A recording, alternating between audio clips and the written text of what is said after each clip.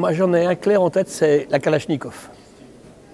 Parce que je m'intéresse beaucoup à la préhistoire, et je raconte que pendant 3 millions d'années, les humains n'ont eu comme arme et comme outil qu'un biface, hein, un outil de pierre taillé. Alors c'est lui mon symbole. Souvent, j'en mets un dans ma poche, et je prépare mes conférences avec ça. Je dis voilà, quand l'humanité n'avait que ça, on ne faisait pas beaucoup de danger à la nature, si tu veux. Hein. En plus, quand les chasseurs m'énervent trop, je leur dis voilà, je vous donne un biface, allez me tuer un sanglier avec. Il a ses chances, ce sanglier. Hein. Si le type n'a qu'un biface à côté. Hein. Donc c'est ça, moi c'est la transition du biface à la Kalachnikov.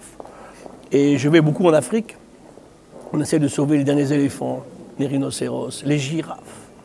On a tué entre 42% et 97% des girafes en 40 ans. Pourquoi? Ça ne se mange pas. Vous voyez, c'est un peu le symbole, moi, comment on passe effectivement de l'outil arme universelle pendant une période très très longue, avec la technologie de l'humain aux armes automatiques. Et c'est vrai que l'invention de la poudre noire vers 1250 en Chine va tout changer. Nous qui aimons ici en Italie, en France, en Espagne, les châteaux forts, les châteaux forts ils sont plus forts. Parce qu'avec un seul boulet de canon tiré à la base d'une tour qui est carrée, elle tombe tout de suite. Donc on arrête. Après on fait des tours rondes. Hein. Les châteaux de tours rondes sont plus récents que des tours carrées. Et après on va les enterrer après les châteaux. Et après on n'en fera plus. C'est comme les navires cuirassés qui ont été très importants pendant la guerre du Pacifique. On voyait les gros cuirassés japonais. Il n'y en a plus. Parce qu'un petit missile aujourd'hui fait un gros trou dedans en fait. Hein. C'est tout ça en fait l'Anthropocène. Ça a été effectivement le passage par la technologie humaine de systèmes de relations simples à la nature à des choses destructrices très très vite. Je compare souvent l'éruption du Vésuve qui détruit Pompéi et Herculanum à la première explosion atomique à Hiroshima.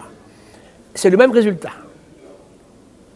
D'un côté, c'est un système qui est non humain, c'est un volcan qui crache, puis qui ensevelit des gens, hein, ou qui les tue par des vapeurs toxiques. De l'autre, c'est un humain qui a inventé quelque chose, qui a le même pouvoir destructeur, sur le même temps, et c'est là que l'humanité bascule. Et en plus, 1945, c'est une date intéressante pour nous, Anthropocène, parce que c'est l'explosion de la démographie. On était 2,1 milliards à peu près, on arrive à 8. Alors on revient à la question qu'on me pose souvent, Anthropocène, moi je trouve ça assez intéressant comme idée. Hein. C'est Paul Crutzen, un prix Nobel de chimie, qui l'a émis en 2000. Mais après, la vraie question qu'on nous pose souvent, c'est quand commence l'Anthropocène? Moi je mettrais plus de ça en 1945, le moment où l'humain est capable, par sa technique, de mimer des événements en fait, qui existaient depuis toujours sur la Terre, une éruption volcanique ou un grand tsunami. C'est un peu comme ça que j'analyse la situation. Ouais. Alors tout ça dans un contexte double qu'on connaît bien, de démographie et d'effondrement des ressources. Parce qu'on me dit souvent, ouais, mais vous comprenez, il y a toujours eu ça, oui. Mais en l'an 1000, par exemple, 1000, c'est pas beaucoup dans l'échelle de la Terre. Hein. En l'an 1000, on était quelques millions. Ouais, on est 5 millions il y a 12 000 ans, donc allez, on était très loin du milliard. Hein. Parce que le premier milliard, c'est 1830 par là. Hein. On était, allez, mettons, 500 millions d'humains sur la Terre, quoi. On est 8 milliards. Ça fait 16 fois plus. Donc Anthropocène, c'est l'accélération des technologies où on passe effectivement du biface préhistorique qui est l'outil et l'arme universelle, partout, dans toutes les civilisations. Hein. Les premiers humains en Afrique ont fait des outils taillés.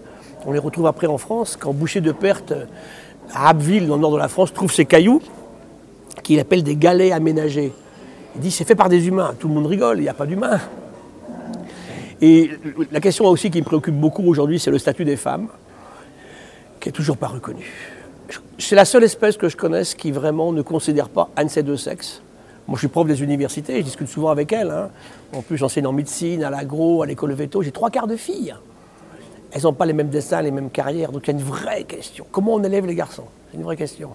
Et surtout, remettre les petites filles à l'école. Et si on fait ça, on n'aura plus de problème de démographie. Plus on éduque une jeune fille, moins elle fait d'enfants.